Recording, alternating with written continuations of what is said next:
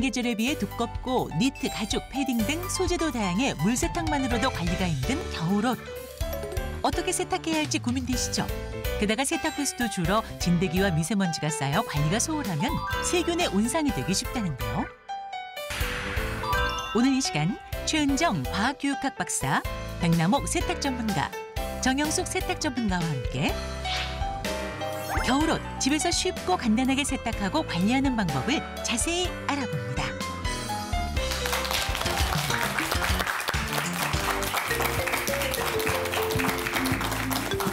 네, 여러분 안녕하세요. 35년 전통의 믿고 보는 무엇이든 물어보세요입니다. 겨울철이 되면 장마철만큼이나 빨래 걱정이 많이 되는데 일단 겨울철 옷은 크기가 크죠. 부피도 크죠. 무겁죠. 맞아. 소재도 다양하다 보니까 자칫 세탁 잘못하면 아깝게 산 옷을 그냥 버리기 십상이라서 저도 고민이 좀 많이 됩니다. 차라리 그럴 바에는 전문가한테 맡길까? 세탁소에 맡길까? 이런 생각도 하지만 이건 비용이 또 만만치가 않아서요. 그렇죠. 쉽게 못 맡기겠더라고요. 저도 똑같은 생각입니다. 정말 가족들 옷 다 이만큼 해가지고 세탁소에 맡기면 정말 비용이 만만치가 않더라고요.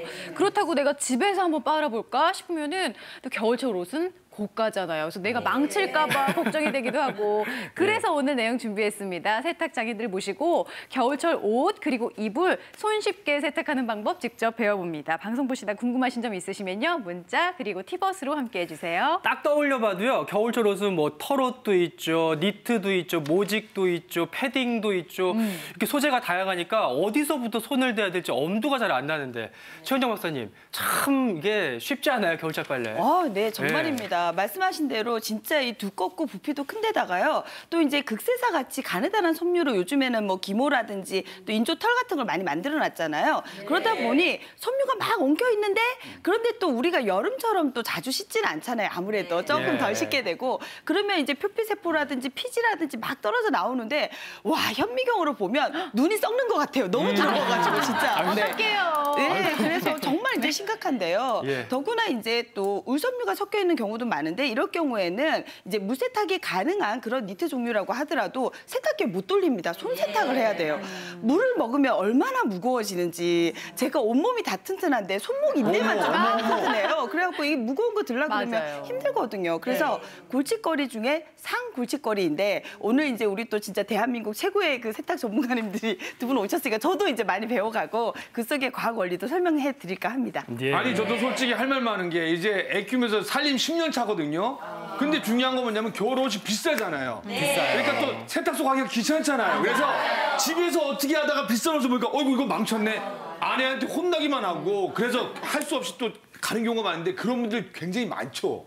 예, 뭐 좋은 질문 하셨는데요. 네. 예, 세탁소에 찾아오시는 분들이 겨울에 이제 사고 세탁을 해가지고 많이 오십니다. 제일 많이 오시는 게 그 흰색하고 진한색 그 혼합 세탁을 해가지고 이염되는 경우 이게 아주 많습니다. 이거 조심하셔야 되고 그다음에 두 번째로는 그 자크라든가 단추 같은 걸 관리를 안 해가지고 그냥 세탁기에 넣어가지고 이런 게 막 다 너덜너덜 떨어지고 고장나고 이런 유형 뭐 하나하나 말하자면 한도 없는데 대표적인 이런 예들이 참 많습니다. 관리를 잘못해갖고 이제 오는 것들이 정말 많아요.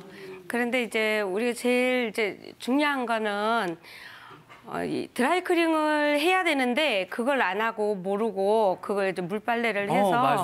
그래서 사고가 나갖고 이제 가져오는 것들이 많거든요. 근데 꼭 우리가 라벨을 이렇게 보시면 이제 그 라벨에 다 써여 있어요. 뭐예요? 네네, 그게 중요한 것 같아요. 그렇습니다. 사실 제가 오늘 이 시간에 고백을 하자면 제가 참 요리도 못하지만 그것보다 더 못하는 게 세탁이에요. 남편 옷을 한번 잘못 빨아가지고 저희 아기 옷이 된 적이 있는데 너무 줄어가지고 네, 그런 만큼 이제 겨울철 옷 세탁과 관리법 배워보는 게 중요하다는 생각이 듭니다. 하나하나 차근차근 배워보도록 할게요. 겨울옷 세탁 원칙인데요. 자, 살펴볼게요. 세탁보다 관리가 기본이라고 합니다. 네, 정 선생님. 네. 이제 우리가 뭐 세탁비를 아낀다고 관리를 잘못해갖고 이제 막 그런 적이 많거든요. 그래서 이제 곰팡이도 막 나 있고 또 뭐 이렇게 항변이 돼 있고 막 그런 것도 모르고 그냥 놓을 때가 있어요. 맞아요. 이거 관리만 잘하면 우리 세탁비도 아낄 수 있고 또 겨울을 따뜻하게 날 수도 있고 그렇게 할 수 있어요. 그러니까요. 근데 저게 이제 그 건강에도 직결된 문제잖아요. 보기에만 안 좋은 게 아니니라. 이제 그런 면에서도 좀 함께 하시면 좋을 것 같고요. 이런 거 다시 한번 따져보세요. 세탁 라벨을 확인하라. 근데 라벨 보는 것도 일이에요. 그 일이라고 생각하실 필요 없어요.